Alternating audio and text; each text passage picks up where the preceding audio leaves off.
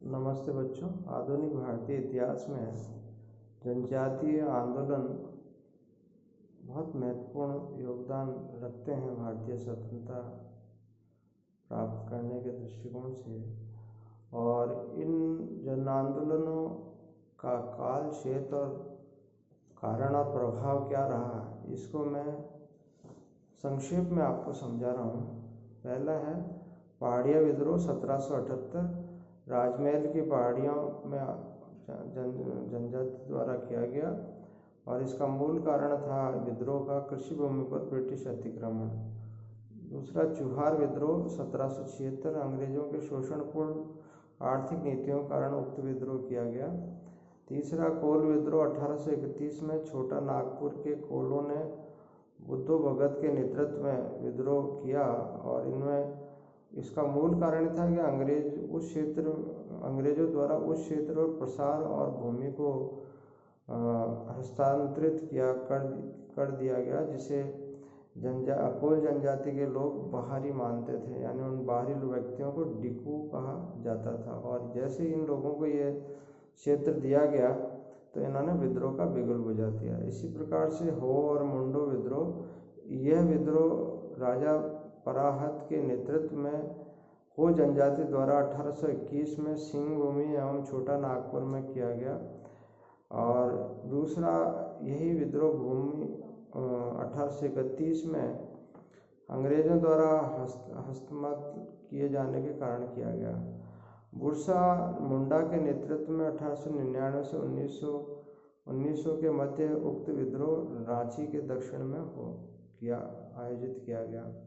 इसी प्रकार से संताल विद्रोह सीधो और कानो के नेतृत्व में 1855-56 में बिहार के स्थानीय जमींदारों एवं महाजनों द्वारा किए गए शोषण के विरोध में संथाल जनजाति ने उक्त विद्रोह कर दिया था। इसी प्रकार से खोंड विद्रोह चक्र विसोई के नेतृत्व में 1837 से 56 और पुणे 1914 में तमिलनाडु से लेकर बंगाल तक फैले हुए पहाड़ी क्षेत्रों में 1914 में उड़ीसा में जनजातीय रीति रिवाजों में हस्तक्षेप किए जाने और नए कर को आरोपित किए जाने के विरोध में उक्त विद्रोह किया गया।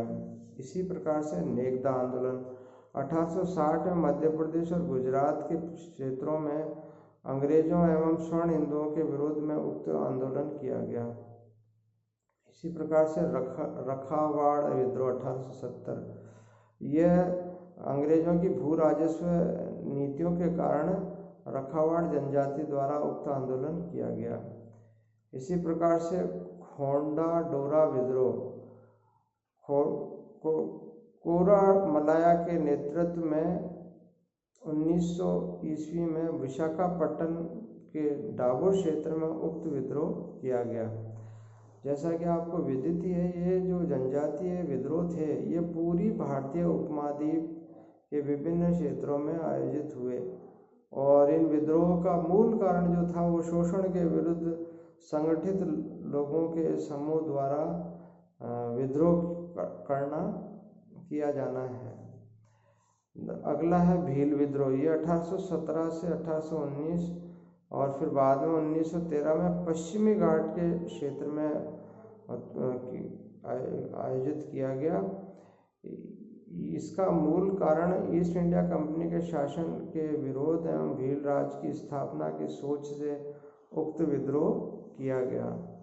इसी प्रकार से भुयान एवं चुयांग विद्रोह, इसका नेतृत्व रत्ना नायक चरणीधर नायक द्वारा किया गया। विद्रोह का मूल कारण पुनः अंग्रेजों की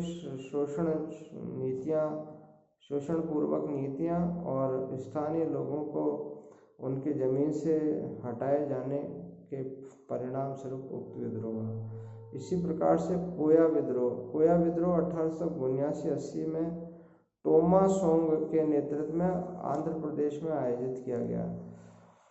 उक्त विद्रोह की यदि हम समीक्षा करते हैं तो ये पाते हैं कि उक्त विद्रोह का जो मूल कारण था वो केवल अंग्रेजों की शोषण की नीतियां और जो जनजातीय लोग थे उनको उनकी भूमि से हटाना। विशेष रूप से जो व्यावसायिक खेती अंग्रेजों ने प्रारंभ की वो सारी की सारी इन जंगलों में प्रारंभ की गई। और उन जंगलों पर जब अंग्रेज़ों ने अपना अधिकार स्थापित किया या ज़मींदारों ने, अंग्रेज़ों ने या अन्य ब्याजखोरों ने, तो स्थानीय जनजाति के लोग संगठित होकर इनके विरुद्ध अपनी निजीगत जिंदगी में हस्तक्षेप मानते हुए उन पर उन्होंने हमला किया।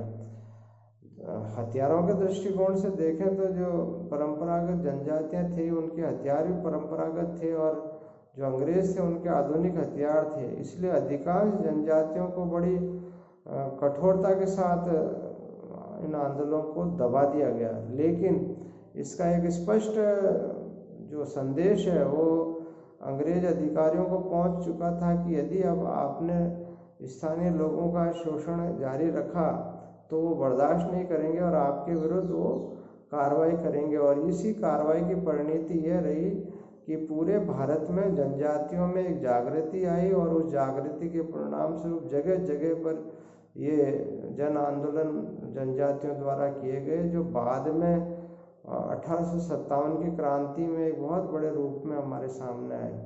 आज बस इतना ही, धन्यवाद।